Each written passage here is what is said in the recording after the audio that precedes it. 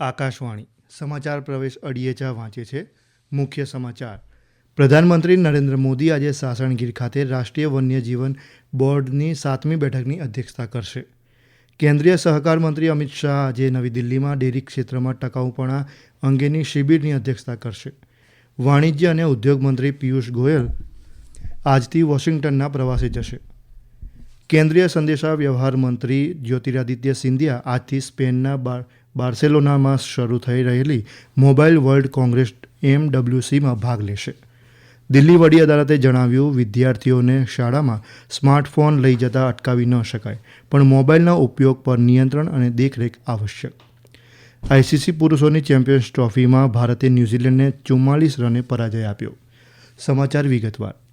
પ્રધાનમંત્રી નરેન્દ્ર મોદી તેમની ગુજરાત યાત્રાના છેલ્લા તબક્કામાં આજે જૂનાગઢ જિલ્લાના સાસણગીર ખાતે રાષ્ટ્રીય વન્યજીવન બોર્ડ NBWLની 7મી બેઠકની અધ્યક્ષતા કરશે.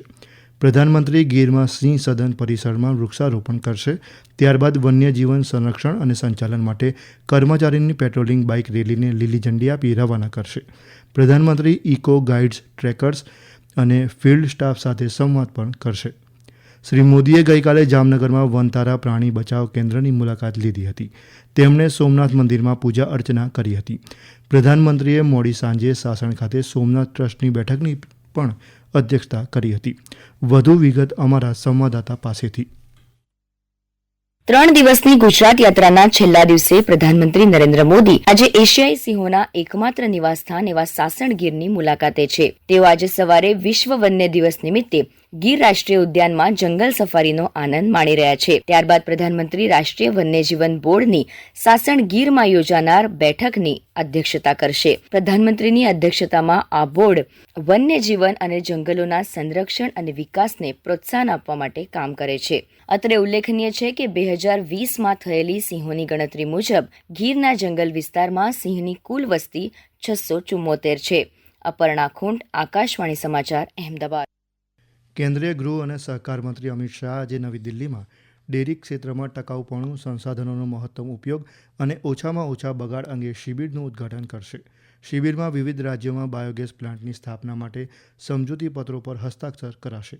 શિબિરમાં national dairy development board NDDB, ઉદ્યોગ અને વૈશ્વિક સંસ્થાઓ દ્વારા ડેરી પ્રણાલીઓના વિસ્તરણ પર ચર્ચા કરાશે અને ધિરાણના વિકલ્પો, કાર્બન ક્રેડિટ અને વેસ્ટ ટુ એનર્જી અંગેના ઉપાયોની પણ ચકાસણી કરાશે.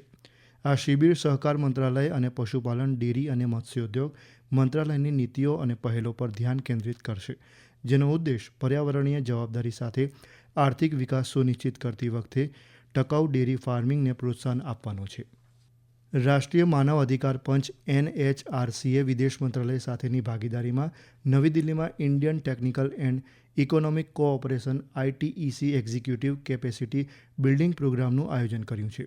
ગ્લોબલ સાઉથ દેશોની રાષ્ટ્રીય માનવ અધિકાર સંસ્થાઓના વરિષ્ઠ હોદ્દેદારો માટેના 6 દિવસના કાર્યક્રમનો પ્રારંભ આજથી થશે. કાર્યક્રમનો હેતુ માનવ અધિકાર અને આંતરરાષ્ટ્રીય પરિપ્રેક્ષ્ય અંગેની માહિતી પૂરી પાડવાનો અને વિદેશોની રાષ્ટ્રીય માનવ અધિકાર સંસ્થાઓના સહભાગીઓને NHRCના અનુભવ વહેંચવાનો છે. NHRCના ચેરપર્સન ન્યાયમૂર્તિ V. રામાસુબ્રમણિયન કાર્યક્રમનું ઉદ્ઘાટન કરશે. 14 દેશના 47 પ્રતિનિધિઓ આ કાર્યક્રમમાં ભાગ લેશે, જેમાં Madagascar, Uganda, Nigeria, Samoa, ટિમોર લેસ્ટે, Congo, ડોંગો જેવા દેશનો સમાવેશ થાય છે. કાર્યક્રમમાં વક્તવ્ય અને આદાન-પ્રદાન સત્રો પણ યોજાશે. ભારત અને અમેરિકા સૂચિત દ્વિપક્ષીય વેપાર સંધિ માટે વાટાઘાટ માટે સજ્જ છે. ત્યારે વાણિજ્ય અને ઉદ્યોગ મંત્રી પિયુષ ગોયલ આજથી વોશિંગ્ટન પ્રવાસે જશે. શ્રી ગોયલ અમેરિકાના વેપાર પ્રતિનિધિ જેમિસન ગ્રીન અને અમેરિકાના વાણિજ્ય સચિવ હોવાર્ડ લુટનિક સાથે મંત્રણા કરશે. પ્રધાનમંત્રી નરેન્દ્ર મોદીની તાજેતરની વોશિંગ્ટન મુલાકાત દરમિયાન ભારત અને અમેરિકાએ વર્ષ 2030 સુધીમાં દ્વિપક્ષીય વેપારને $500 અબજ સુધી લઈ જવાની પ્રતિબદ્ધતા વ્યક્ત કરી હતી. કેન્દ્રીય દૂર સંદેશા વ્યવહાર મંત્રી જ્યોતિરાદિત્ય સિંધિયા આજથી સ્પેનના બાર્સેલોનામાં શરૂ થઈ રહેલી મોબાઈલ વર્લ્ડ કોંગ્રેસ MWCમાં ભારતનું પ્રતિનિધિત્વ કરશે. 6 માર્ચ સુધી ચાલનારા આ સંમેલનમાં તેઓ ભારત પેવેલિયનનું પણ ઉદ્ઘાટન કરશે. પ્રસ્તુત છે અહેવાલ.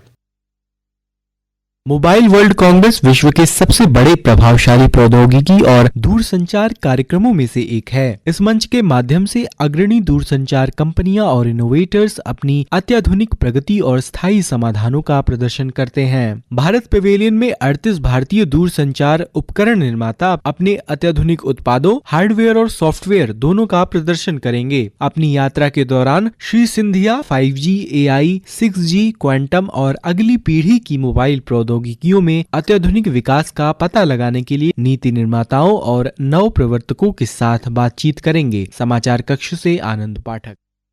આ સમાચાર આપ આકાશવાણી પરથી સાંભળી રહ્યા છો। આ સમાચાર આપ અમારી YouTube channel AIR news Gujarat પર પણ સાંભળી શકો છો।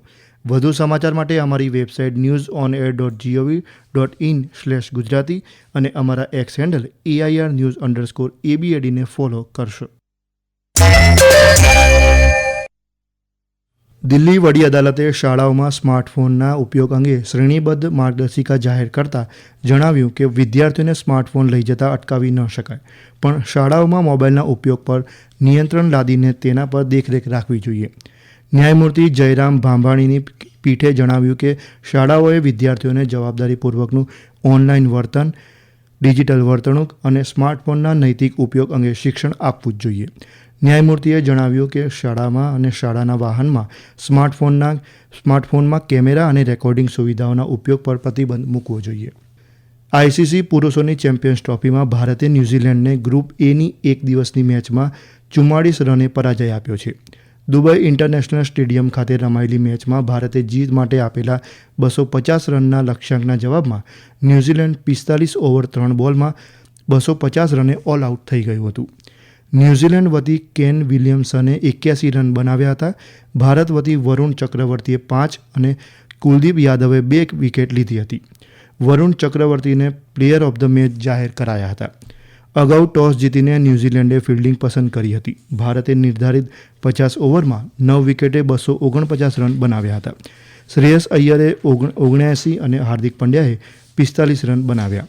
મેટ હેનરીએ 5 વિકેટ લીધી હતી। ઉલ્લેખનીય છે કે બંને ટીમ સેમીફાઇનલમાં પહેલાથી જ પોતાનું સ્થાન બનાવી ચૂકી છે। મંગળવારે સેમીફાઇનલમાં ભારત ઓસ્ટ્રેલિયા સામે અને ન્યૂઝીલેન્ડ બુધવારે દક્ષિણ આફ્રિકા સામે રમશે। હવામાન વિભાગે આજે જમ્મુ કાશ્મીર, લદ્દાખ, ગિલગિટ બાલ્ટિસ્તાન, મુઝફ્ફરાબાદ અને હિમાચલ પ્રદેશના કેટલાક વિસ્તારોમાં ભારે વરસાદ અને બરફવર્ષાની આગાહી કરી છે। બીજી તરફ આજે કર્ણાટકના દરિયાકાંઠાના વિસ્તારોમાં ગરમ પવન ફૂંકાવાની પણ શક્યતા છે। હવે આજના અખબારોના મુખ્ય સમાચારો રજૂ કરે છે અનિલ પટેલ। આજે મોટાભાગના અખબારોએ શેરબજારમાં છેતરપિંડી અને નિયમોના ભંગ બદલ સેબીના પૂર્વ અધ્યક્ષ માધવીપુરી બુચ સામે એફઆઈઆર નોંધવાના આદેશના સમાચારને પ્રથમ પાને સ્થાન આપ્યું છે। સંદેશ લખે છે કે પૂર્વ સેબી પ્રમુખ માધવી સામે એફઆઈઆરનો આદેશ। ફૂલછાબે શેરબજારમાં ગોબાચારી, માધવી બુચ સામે એફઆઈઆરના આદેશને પ્રથમ પાને લીધા છે। તો ગુજરાત સમાચારે સ્ટોક માર્કેટ ફ્રોડમાં માધવી બુચ સામે ગુનો નોંધવા કોર્ટના આદેશના મુખ્ય શીર્ષક સાથે લખે છે કે બીએસસીના પૂર્વ ચેરમેન, સેબી બીએસસીના ટોચના પદાધિકારીઓને પણ આરોપી દર્શાવાયા છે। ટ્રમ્પે તરછોડેલા ઝેલેન્સ્કીને હવે બ્રિટનનો સાથ, $284 કરોડ લોન આપી। આ સમાચારને ગુજરાત સમાચારે પ્રથમ પાને લીધા છે। સંદેશ સ્થાનિક પાના પર લખે છે કે નિયમભંગ કરીને વાહનોનું વેચાણ કરતા 6 શહેરના 7 ડીલરો સસ્પેન્ડ। ફૂલછબે પોરબંદરમાં ચાલુ મહિનાથી વિમાની સેવા પ્રારંભ થશે। આ સમાચારને સ્થાનિક પાને લીધા છે અને ગુજરાત સમાચારના સ્થાનિક અહેવાલ પ્રમાણે નવા અમદાવાદમાં સલામતી માટે વધુ 106 એઆઈસીસી ટીવી લગાવાશે। અંતમાં મુખ્ય સમાચાર। પ્રધાનમંત્રી નરેન્દ્ર મોદી આજે સાસણગીર ખાતે રાષ્ટ્રીય વન્યજીવન બોર્ડની 7મી બેઠકની અધ્યક્ષતા કરશે। કેન્દ્રીય સહકાર મંત્રી અમિત શાહ આજે નવી દિલ્હીમાં ડેરી ક્ષેત્રમાં ટકાઉપણા અંગેની શિબિરની અધ્યક્ષતા કરશે। વાણિજ્ય અને ઉદ્યોગ મંત્રી પિયુષ ગોયલ આજથી વોશિંગ્ટનના પ્રવાસે જશે। કેન્દ્રીય સંદેશા વ્યવહાર મંત્રી જ્યોતિરાદિત્ય સિંધિયા આજથી સ્પેનના બાર્સેલોનામાં શરૂ થઈ રહેલી મોબાઈલ વર્લ્ડ કોંગ્રેસમાં ભાગ લેશે। દિલ્હી વડી અદાલતે જણાવ્યું, વિદ્યાર્થીઓને શાળામાં સ્માર્ટફોન લઈ જતા અટકાવી ન શકાય, પણ મોબાઈલના ઉપયોગ પર નિયંત્રણ અને દેખરેખ આવશ્યક। આઈસીસી પુરુષોની ચેમ્પિયન્સ ટ્રોફીમાં ભારતે ન્યૂઝીલેન્ડને 44 રને પરાજય આપ્યો। આકાશવાણી પરથી સમાચાર પૂરા થયા।